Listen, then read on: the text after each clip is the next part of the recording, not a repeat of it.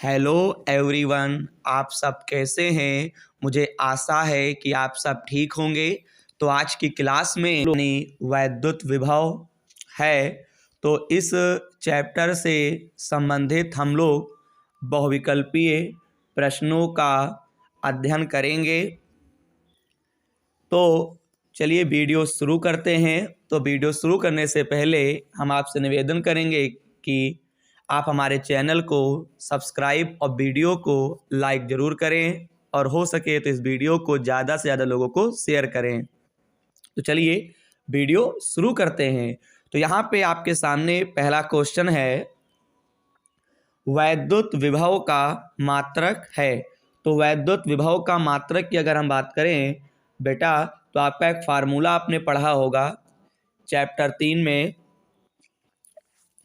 यानी पार्ट 3 में आपने एक फार्मूला पढ़ा था V बराबर W/Q, पढ़ा है ना।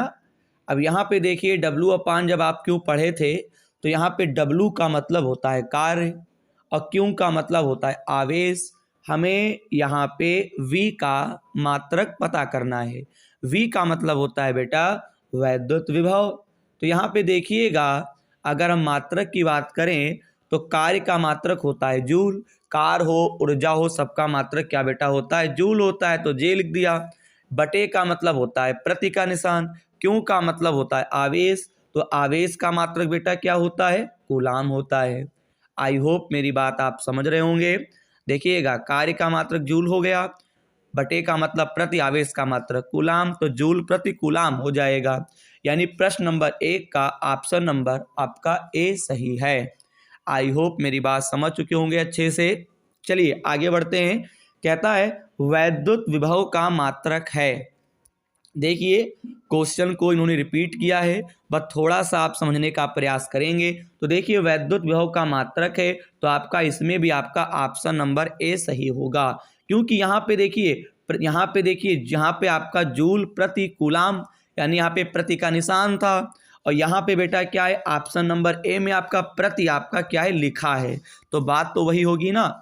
यानी प्रश्न नंबर 2 में आपका ऑप्शन नंबर ए सही है, यानी जूल प्रति कूलाम। चलिए आगे बढ़ते हैं प्रश्न नंबर 3 की ओर। कहता है निम्न में से कौन वैद्युत विभव का मात्रक नहीं है। तो देखिए वैद्युत विभव का मात्रक वोल्ट होता है, आपने पिछली क्लासों में पढ़ा होगा। जूल बटे कूलाम, जूल बटे कूलाम का मतलब होता है कि ये भी वैद्युत विभव का मात्रक होता है। यहाँ पे देखिए अगला आपका है न्यूटन प्रति कूलाम। तो न्यूटन प्रति कूलाम आपका जो होता है ये वैद्युत विभव का मात्रक नहीं होता है। और यहाँ पे न्यूटन इंटू मीटर प्रति कूलाम ये आपका मात्रक होता है। कैसे, यहाँ पे देखिए ऑप्शन नंबर डी की अगर बात करें तो ये मात्रक कैसे होता है। तो यहाँ पे देखिएगा एक फार्मूला होता है W/D। W का मतलब होता है कार्य, कार्य बराबर फार्मूला होता है बल गुणे विस्थापन, बटे में हम क्या लिखेंगे क्यों लिख देंगे। बल का मात्रक होता है न्यूटन, गुणे का मतलब इंटू, डी का मतलब दूरी, दूरी का मात्रक मीटर, न्यूटन इंटू मीटर, बटे में क्या आवेश का मात्रक कूलाम। आई होप मेरी बात समझ चुके होंगे बेटा। तो यानी कि प्रश्न नंबर 3 में आपका ऑप्शन नंबर सी सही है। ओके चलिए आगे बढ़ते हैं। क्योंकि प्रश्न नंबर 3 में हमसे कहता था कि निम्न में से कौन वैद्युत विभव का मात्रक नहीं है, तो प्रश्न नंबर 3 में आपका ऑप्शन नंबर सी सही है। चलिए आगे बढ़ते हैं। अगला सवाल आपके सामने है। देखिए दो प्लेटें एक दूसरे से 1 सेंटीमीटर की दूरी पर हैं, उनमें विभवांतर 10 वोल्ट है। प्लेटों के बीच वैद्युत क्षेत्र की तीव्रता ज्ञात कीजिए। तो बेटा देखिएगा यहाँ पे दूरी दे रखे हैं, दूरी का मतलब डिस्टेंस, तो यहाँ पे 1 सेंटीमीटर है, यहाँ पे 1 सेंटीमीटर लिखेंगे, सेंटीमीटर को आप मीटर में चेंज करेंगे।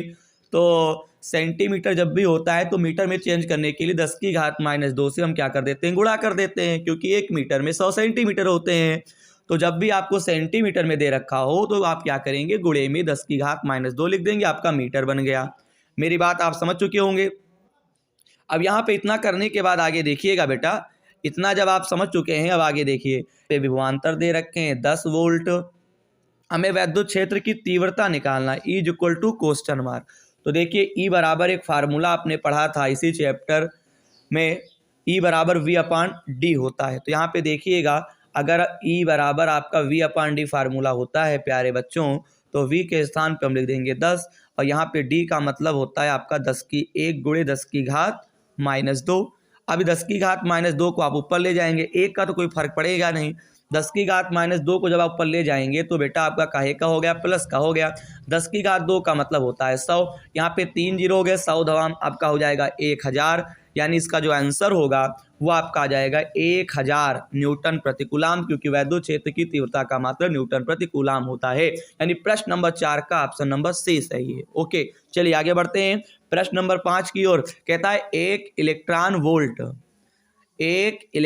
वोल्ट ईवी मात्रक है। तो 1 इलेक्ट्रॉन वोल्ट ईवी मात्रक है, इसका मतलब ये हुआ कि इस प्रश्न में आपका क्या कहता है, 1 इलेक्ट्रॉन वोल्ट मात्रक है। तो देखिए 1 इलेक्ट्रॉन वोल्ट जो होता है उसकी ऊर्जा जो होती है वो होती है 1.6 गुणे 10 की घात -19 जूल के बराबर होता है। तो अगर हम बात करें यहाँ पे जूल है तो ऊर्जा का मात्रक जूल होता है, यानी कि 1 इलेक्ट्रॉन वोल्ट जो मात्रक है वो ऊर्जा का होता है। यानी प्रश्न नंबर 5 का आपका ए ऑप्शन सही है। प्यारे बच्चों, आई होप मेरी बात आप समझ चुके होंगे। चलिए आगे बढ़ते हैं प्रश्न नंबर 6 की ओर। कहता है 1 इलेक्ट्रॉन वोल्ट का मान होता है। मैंने आपको जस्ट बताया 1.6 10 की घात -19 जूल के बराबर होता है। यानी कहने का मतलब है प्रश्न नंबर 6 का ऑप्शन नंबर आपका बेटा सी सही है। चलिए आगे बढ़ते हैं। कहता है 1 वोल्ट विभवांतर द्वारा त्वरित करने पर इलेक्ट्रॉन की ऊर्जा होती है। 1 वोल्ट, बात को समझिए, 1 वोल्ट विभवांतर द्वारा त्वरित करने पर इलेक्ट्रॉनों की जो ऊर्जा होती है वो क्या होती है, 1 इलेक्ट्रॉन वोल्ट होती है। यानी कि प्रश्न नंबर 7 का बी नंबर ऑप्शन सही है। तो आई होप आज की क्लास में मैंने आपको प्रश्न 1 से लेकर प्रश्न 7 तक के सभी प्रश्नों का हल मैंने अच्छी तरीके से समझाया है, और मुझे उम्मीद है कि आप सभी इन प्रश्नों का हल अच्छे से समझ गए होंगे। अगर वीडियो बेटा पसंद आए तो कृपया करके हमारे चैनल को सब्सक्राइब और वीडियो को लाइक ज़रूर करें, क्योंकि हम इस प्रकार की वीडियो हम बनाते रहते हैं। धन्यवाद।